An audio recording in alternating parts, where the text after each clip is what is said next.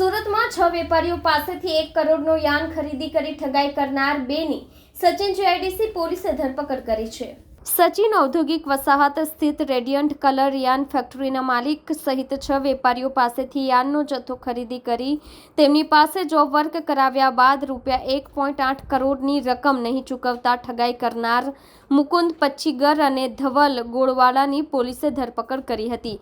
તેમજ પોલીસે બંનેને કોર્ટમાંથી રિમાન્ડ મેળવવા તજવીજ હાથ ધરી છે।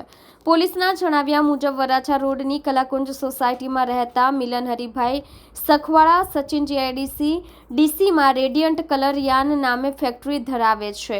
તારીખ 24 નવેમ્બર 2022 થી 22 જુલાઈ 2024 સુધીમાં રેડિયન્ટ કલર યાન કંપની પાસેથી સચિન ડાયમંડ પાર્કના શિવકલા ફેશનના ભાગીદાર સંબિત રાજન રાંદેરિયા, મુકુંદ અરવિંદ પચ્ચીગર અને ધવલ દિનેશચંદ્ર ગોલવાળાએ જુદા જુદા 123 જેટલા બિલ દ્વારા જીએસટી સાથે ₹54.19 લાખનું યાન ખરીદ્યું હતું।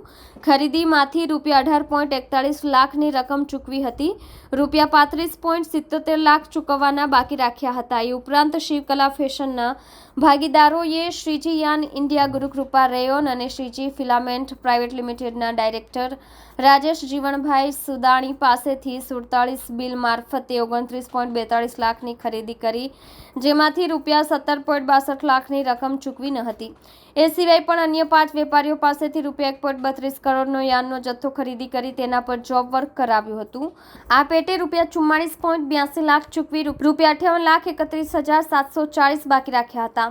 કુલ શિવકલા ફેશનના ભાગીદારોએ તમામ પાસેથી ₹1,86,86,000નો યાનનો જથ્થો ખરીદી તેમજ જોબ વર્કનું કામ કરાવી ₹80.96 લાખ ચૂકવી આપીને બાકી લેવાના નીકળતા ₹1,05,89,000નું ચૂકવણું કર્યું ન હતું।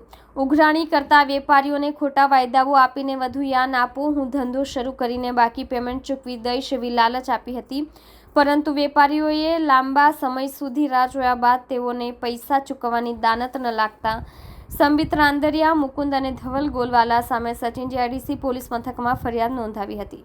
પોલીસે મુકુંદ પચ્ચીગર, ધવલ ગોલવાલાને પકડી પાડીને જેલ ભેગા કરી દીધા હતા।